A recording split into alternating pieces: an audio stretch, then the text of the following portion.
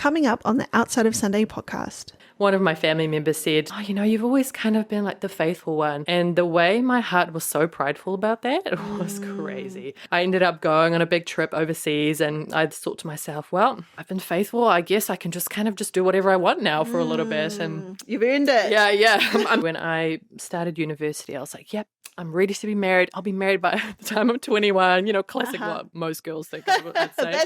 I know that you were raised in a Christian home now. Classic marriage for the Christian. Yeah. But yeah, God had other plans. You have a stepdaughter. As soon as I met her, this wave of realization hit me like, oh my gosh, this is huge. If I marry him, I'm going to take on another whole human being and another soul that I'll have to nurture. Hey, you're listening to the Outside of Sunday podcast. I'm Krista, and here you'll find genuine conversations and inspiring testimonies, as well as biblical encouragement on how to live your faith in and outside of Sunday. Welcome everyone to this episode of the Outside of Sunday podcast. Today I'm here with a fellow podcaster, Janneke from the Pentecostal Conservative. Is that the other way around? The Conservative Pentecostal. Thank you so much for being here. I'm so stoked that we made this work. I've been following you for a little while, and you've been following my podcast. So it's so cool that we can kind of get together in the same room. Yeah. And I just want to hear your heart and your story, but maybe we could start by just hearing a little bit about what life looks like for you right now. Yeah, so at the start of the year, I officially became a full-time stay-at-home mum. Amazing. So grateful for that and for my hardworking husband. So we have a 1-year-old and I'm pregnant for 15 weeks. Oh my goodness. Congratulations. Thank you. It is no news. That is amazing. Oh my gosh. So very exciting. Very difficult pregnancies I've had so far with a lot of nausea and stuff, but grateful to be pregnant. Well, if you need to take a break. No, I'll be fine. I'm sure we can do that. I need a bucket. No. Yeah. So that's kind of my main life at the moment. I'm married to Aku. He's a beekeeper. And so day-to-day life is being home with the little one, and also I have a stepdaughter. She's wonderful. She's almost 10 on the 24th. On Tuesday, she turns 10. Wow. So double digits now, which is scary. I have a 10-year-old too. Oh, no way. It's crazy. You just see those teenage years coming, and you're just like, how is this possible? Yeah. But it's also wonderful though. Yeah, totally. See them grow. Yeah, so that's my life, and obviously I have the podcast, so God's really just opened some doors with that ministry, and we'll elaborate that later on, but that's me, and I'm originally from the Netherlands, so I always try and say that because it's my roots, and I'm proud of my roots, so. Cool. Yeah. Well, it's great to have oh my goodness, what is the term for, I was going to say Nathaniel. Word? No. Well, I can think of as anaesthetist. I was going to say Nathaniel. What's the word? Netherlandial. Like, I'm like, what is Neanderthal. Yeah, I was going to say Neanderthal, and I was like, that can't be right. That's not right. But someone from the Netherlands. Yes. Netherlandic? I don't know. Dutch is Dutch.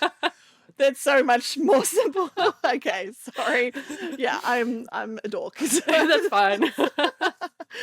Okay, well, how about let's get stuck in now before I get too silly. But so I'd love to hear about your journey and how did you come to faith in Christ? Yeah, so apparently I gave my heart to the Lord when I was 4. Obviously, I don't quite remember that, but I do remember, since I can remember, that I've always had a zeal for the Lord, and my dad said that in the last few years in one of my birthday cards, which is lovely. Aww. But I always remember just loving the Lord from a really young age and being really serious about the faith, and really grateful for my parents who were always so biblically faithful, love the Lord, just so faithful to the Bible, and really loving, happy home. That's always wonderful. Lots of laughter, and I guess so it was pretty solid for most of my life, and I never really did anything like rebellious, as people might say, until maybe I was in my early 20s, and one of my family members said, you've always kind of been like the faithful one. And the way my heart was so prideful about that, it was crazy. Wow. And so I ended up going on a big trip overseas, and I thought to myself, well, I've been faithful. I guess I can just kind of just do whatever I want now for a little bit. And You've earned it. yeah, I'm so gracious. And so the Lord really humbled me because I did some really stupid and sinful things on that trip, and had to confess some of that sin to my family. And the way my family responded was incredible, so gracious when they could have been really angry about those things. Wow. And so God really humbled me on that trip and from that sin, and showed me, don't become prideful or self-righteous, because anyone can just maybe not fall into sin, because you slowly make those choices, but we're called to be humble, and we're not immune. No. Absolutely. So I think from that time, about my early 20s, I really started, I guess, being refined for my own faith after university and things like that. And I just began studying the Word so much, and just got stuck in and studied just as much as I could. I kind of started from all different sides, really. I even studied atheism and like, okay, what could that mean? Yeah, just to get a different perspective. I wasn't really interested in it, but I just thought, okay, what if they ask me this question? How does that work? A bit more like apologetics, and I still love apologetics. Me too. It's a really good skill to have. And so then after that, I've just been still loving the Lord. Thanks be to God that He gave me that grace. And I just have so much passion for the Word of God. And I think that testimony of having been a Christian almost all my life is a huge testimony. People always talk about, I wish I had like a exciting testimony. And I think, man, if you grew up in a Christian family, that is an incredible testimony. And it's such a blessing too. Such a blessing. I'm like, I can never take it for granted. Like, especially when, your parents potentially fought for you to have this Christian upbringing. Yeah. Who knows how long back it was before there was a Christian family to be able to start that beautiful tradition. Yeah, well, it was actually because of my dad.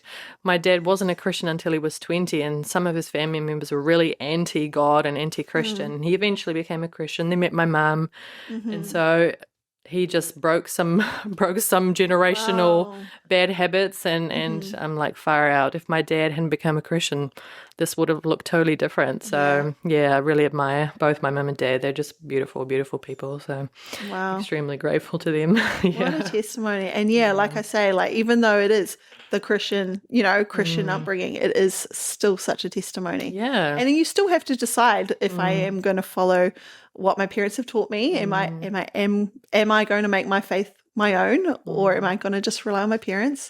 So that's something we all have to kind of come to terms with and decide where we're going to land. Yeah, and I think my parents were always really open to me and my siblings asking questions. They never just said, well, this is what it is. When I had doubts and when I had questions, my dad always had the answer. And my mum too, but Dad, I always call him a walking encyclopedia because he's just so knowledgeable. And he was just always ready to answer with grace and conviction. And I thought, man, like, he really does have an answer for everything, and he's thought about this, and he's welcoming me to question it. And so that was great. And so I just came back to the roots of my home, and I thought, I'm so secure in that, and I'm so thankful for that. So God's grace again, eh? So good. Absolutely. So how did you meet your husband?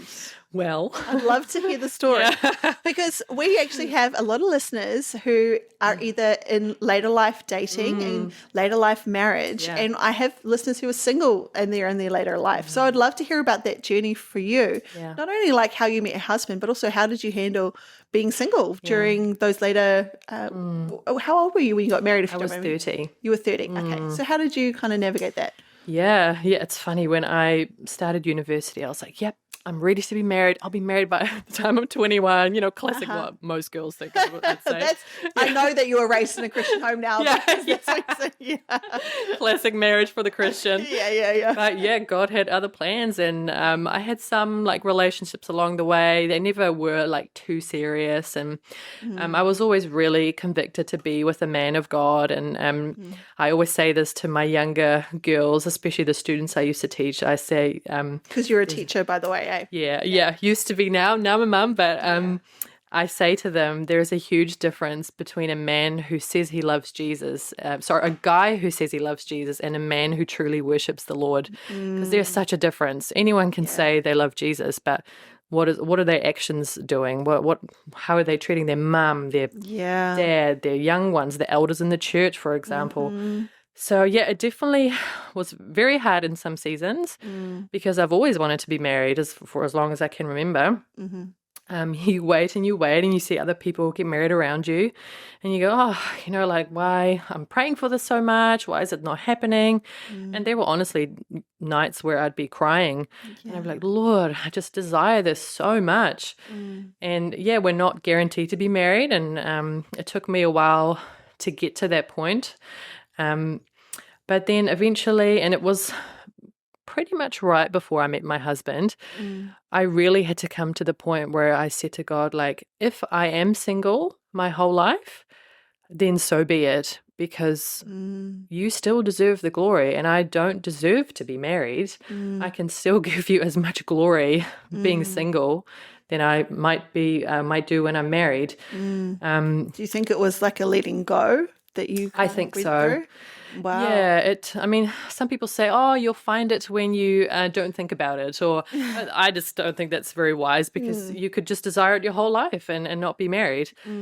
But yeah, it really was letting go. Like, I'm not guaranteed this. I don't deserve anything. Anything that God gives me is a blessing and a huge reward from him and just his grace on my life.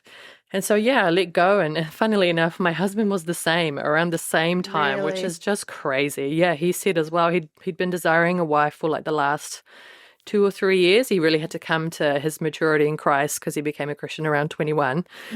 And he also said, Lord, if I'm meant to be single my whole life, so be it as well.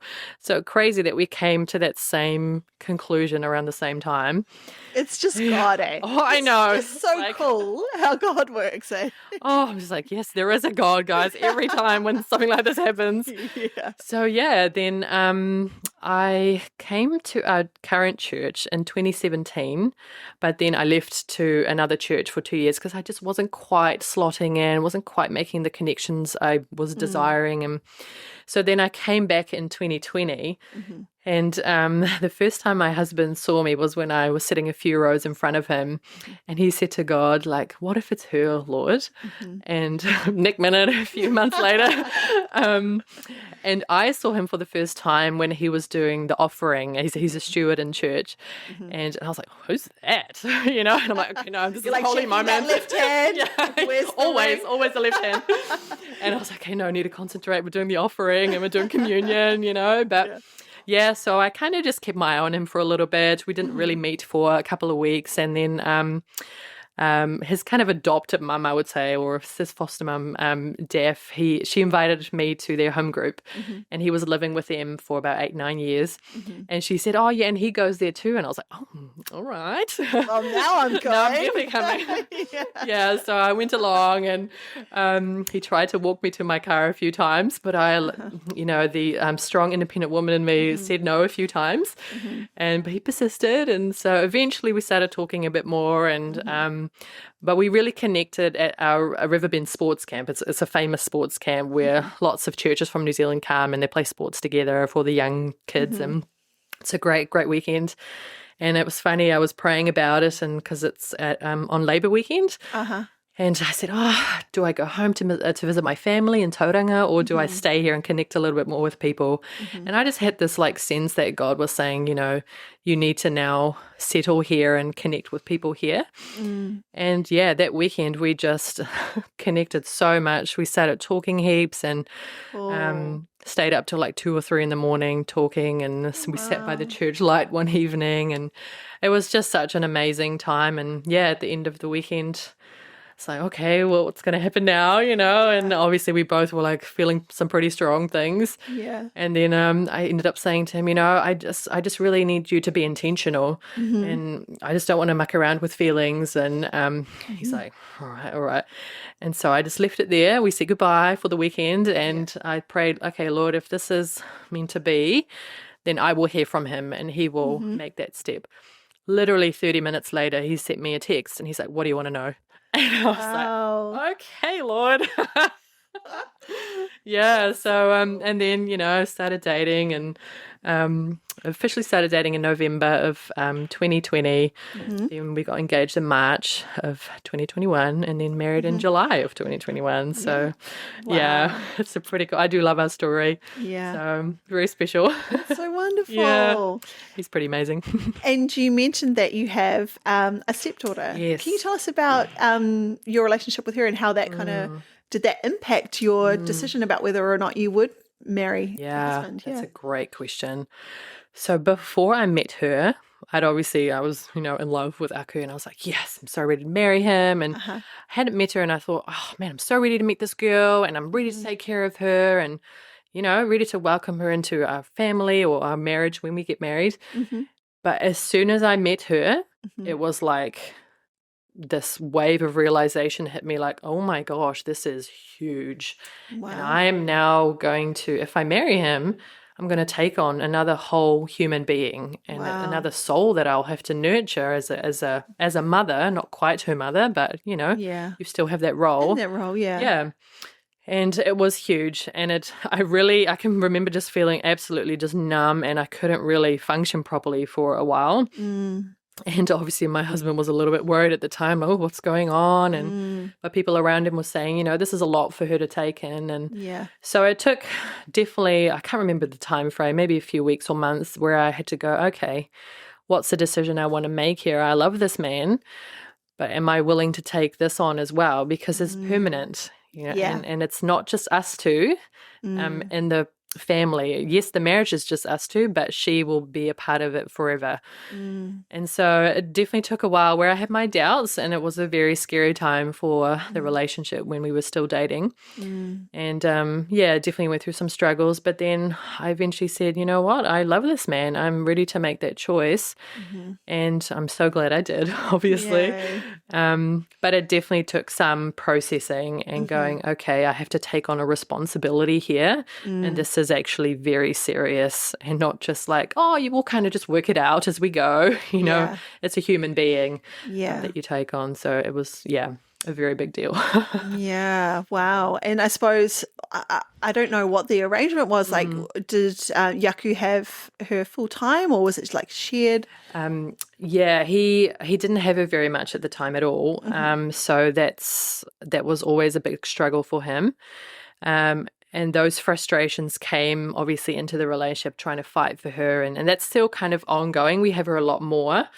There is legal things involved. Obviously, I can't mention too much, but that slowly became more. And we had to learn, like, okay, right, how do we navigate this, trying to fight for her and have more time with her, and then nurture her while we have such limited time with her. And so I tried to kind of build my relationship with her slowly and pray about, how do I even do this? How much do I discipline her if she's at our house? How much can I say to her? There's so many questions you have to, or you probably don't even think about before you marry that person that has a child.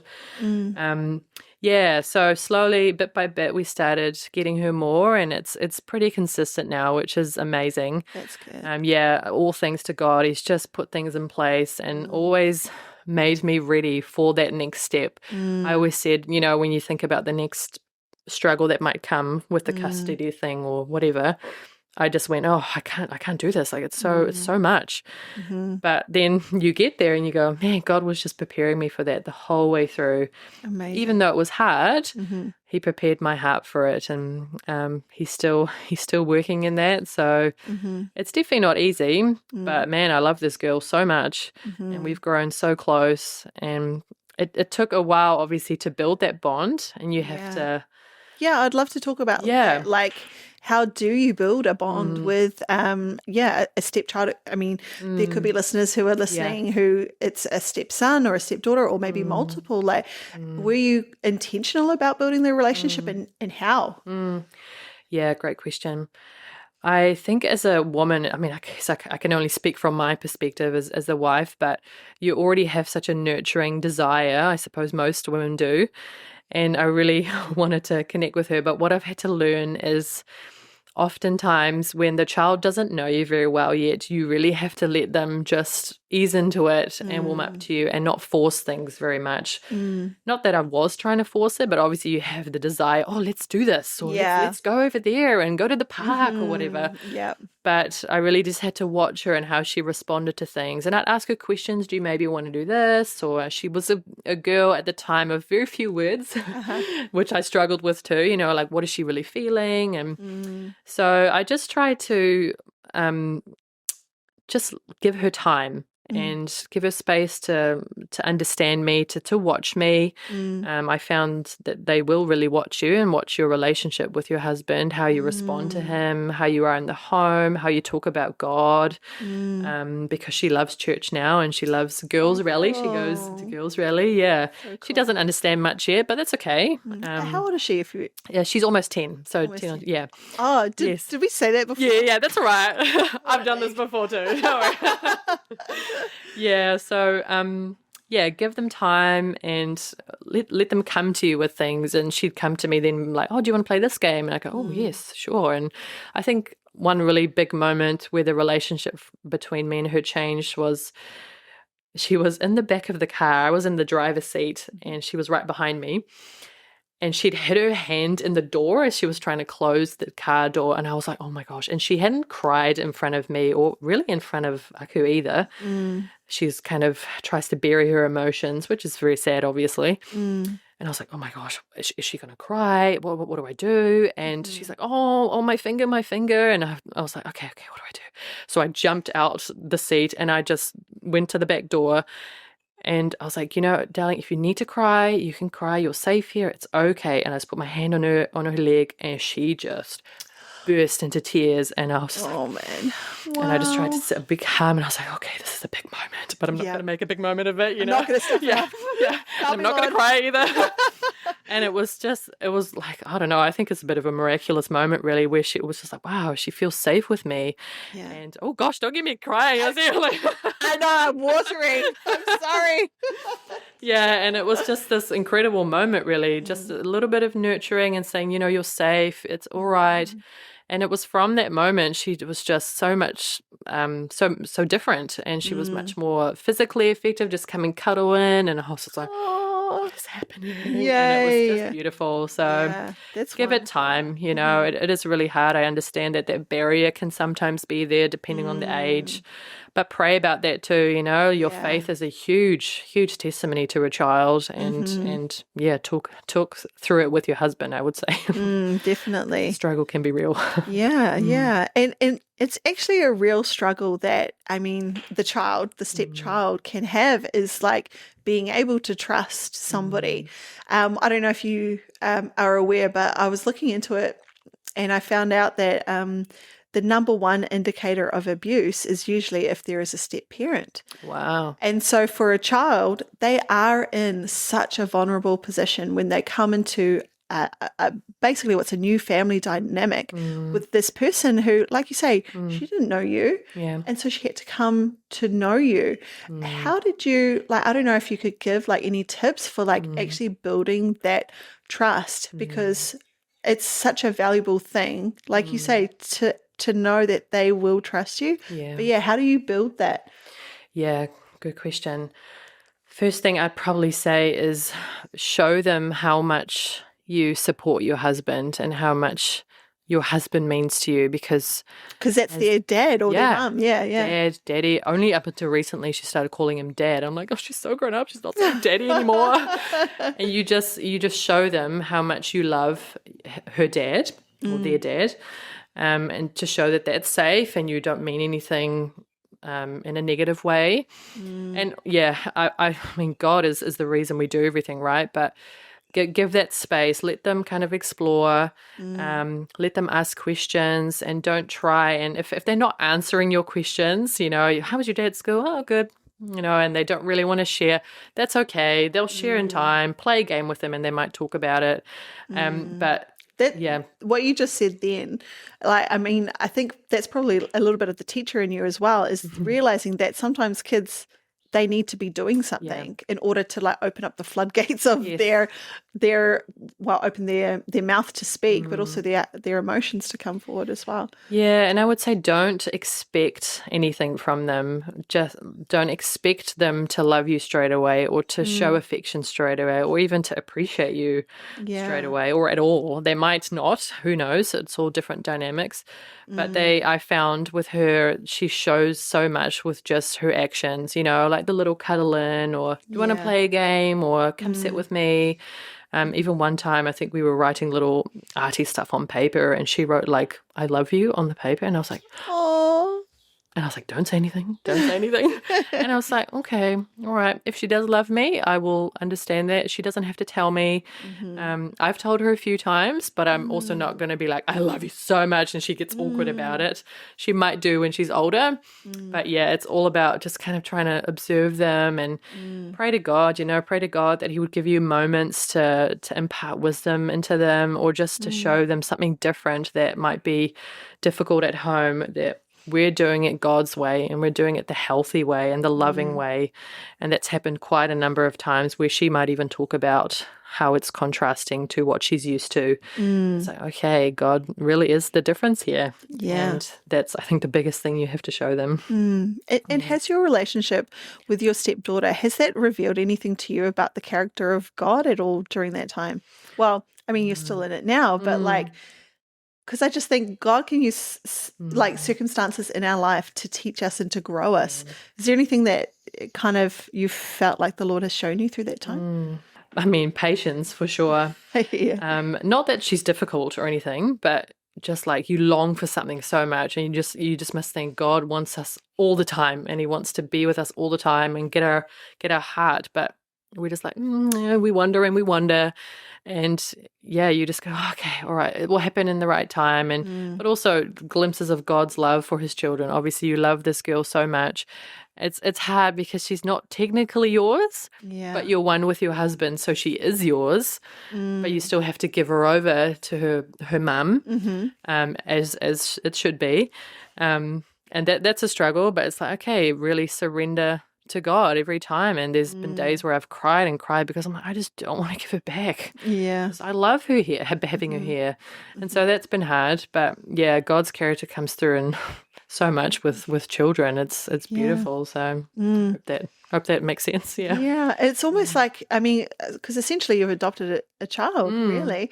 And it makes me think of, how we are adopted into the family of God. And how it's quite a special thing, isn't it? Like, and even for a while I struggled with this, and I found this real hard when people said, oh, how many kids do you have? I was like, oh, because we didn't see her very much, and this was quite a few years ago at the time, so I was like, is she like technically part of our family? So do I say we have... Can I say that she's, one of my kids? Exactly. So now I say when people ask me, I'm like, yeah, we have 2 kids. And because she is our family and I want to include her as much as possible. So people might even struggle with that. And I guess you have to talk through that with your husband. Yeah. Because when we had Eliana, our 1-year-old now, the lady at the ultrasound said, oh, is this your first child? And I was like, yes. I've never grown a child, so the first one grown inside my uterus. Yes. And so I'm happy to admit that because that's just factually true. Yes. But yeah, those are all those kind of little things that you don't quite think about before you enter into that whole journey. But that was quite hard. But yeah, we've grown so much. It's been amazing to see her develop, and definitely still some struggles. And now as there is with any kid, like now that she's becoming kind of a preteen, that's scary. But she is so kind and she is so intelligent and beautiful, and I just go, oh my goodness, you are one special girl. So wow, it's pretty special. It's really lovely to hear how much you love her. Like it's very evident, and that's so lovely. She is great. I'd be really interested to know though, like obviously you've had a child now. Was that like something that you had to navigate together? Yeah, definitely. And how did you handle that? Yeah. I know. It was quite difficult in the first few months. You have the newborn chaos. I call it a beautiful chaos. Yeah. Like, yes, a child, but I'm so sleep deprived. My hair is falling out. Yeah. And I said, oh, how am I even going to pick her up from school? And I'm trying to like work with nap time and breastfeeding. And that was really hard. And yeah, we talked about that. And Aku always puts me first, you know. He says, no matter what happens, if I had to choose between you or any of our children, my wife will always come first. And so that was... I think that's healthy. Me Yes. and my husband have the same thing. Yeah. And it's not just healthy for your relationship, it's healthy for the children as well. Totally. So that was a huge comfort for me. I'm like, okay, no matter what decision he makes regarding Eliana or Bailey, it'll be for the best of our family and for our unity as a marriage. So we just navigate bit by bit with whatever the circumstance was. And I think the hardest part was, like, I love my littlest daughter, but I also love Bailey, but she's not quite my daughter. So how do I balance that love, and do I treat them exactly the same? And that's still something that I'm like, oh yeah, how am I going to navigate that when she gets older? But yeah, you just talk through it every day, and when you're really struggling, just admit that to your husband, or whoever is the parent of the stepchild. Yeah, just talk through it, and it is going to be hard some days, and some days I just go, oh, I can't do this, and it would have been easier if blah, blah, blah. But then you go, no, actually, I made this choice, and I have to make that choice every day and commit to that choice to honor my choice before God at the altar, and there's no turning back. And the more you make the choice for the benefit of the child and for her soul, I always go, Lord, help us to do something that will benefit her soul today. Where I pray about the situation with the legal stuff. I go, may it be for the best of her soul. And talking, I guess that's always, communication's the key, but it really is. Be open about your struggles and get around your church family. Get them praying for you, get people praying for you, and get them to know her. Get your family to introduce themselves to the child. When she really started learning about my family as well, you know, she calls my parents Oma and Opa. And she did that of her own accord. We just said, oh, this is what we call them. And then all of a sudden she's like, hi, Oma. And my mum was like, oh, she called me Oma. Just to show her, like, who's who. And yes, we are safe. And they love you. And all their cousins, they just love her. And Oma and Opa love her. And Nanny and Pops. And so show them, like, what the life looks like with love around her, and who are the people in the church. Show them what's safe and show them what's good and loving, and that should hopefully, you know, benefit them and make them feel safe. That's awesome. Can I add one more thing? Please, anything else that you'd like to share on this? I talked to my husband about this, and I was like, what advice would you give the step parent? And because what I did in the past, and I really want to share this because it changed me so much. I stressed about all this stuff all the time, and I was this happened in January. I was so stressed about a particular weekend where we weren't sure whether we were going to have her or not, and it was all very complicated. But I was so anxious about it that I was almost not coherent. And one of my family members said to me, it was like you just couldn't even function. And I was like, oh my goodness, okay, I cannot continue like this. And I actually had to repent of how much control I wanted of the situation. And I said, Lord, I cannot continue like this because I'm actually not trusting God with it at all if I want to try and control it. So I repented of that, and I just said to God, Lord, this is in your hands now, and I release it to you because this is not my story to control. And from that moment, it was just like, God, you do you. You do your thing. And I would say what I mean with that whole story is if you're struggling with this whole situation, with being a step parent, it's okay to struggle, obviously, but don't put all of that struggle either on your husband, who's the main parent, or on yourself. You need to give it to God. Because if you don't, it's going to crush you, and it's going to crush your marriage, because it actually really affected my husband when he saw me so stressed. And he said to me, you know, this is my burden to carry. And I was like, okay, but I feel so stressed, but it's all like, I'm one with you. I feel the burden. He's like, yes, but he said, I want to lead the home well, and I can't do that if you're like this. And I was like, okay, I'm his helper. I have to let it go. And so, that's probably one of my biggest things is it's so easy to say, give it to God, but actually go, this isn't mine to control. And this is really something that God will have to nurture if it's out of your hands anyway. So that's my big piece of advice I would give them. Wow, that's great advice. Submit it to God. That's such great advice. Wow. Well, we're going to transition our chat a little bit now to feet. Coming up next week on the Outside of Sunday podcast. I was having some trouble with pain in my feet, but I went to see this man. He was a surgical podiatrist, and he gave me this diagnosis. So I got the surgery done on both feet at the same time. He cut into my feet. He hit a nerve when he was cutting, and I still remember him saying, "Oh, sorry." And I thought, is this normal? It all turned to be he basically had no idea what he was doing. So for a number of weeks after that, I was in a lot of pain, more than I already had.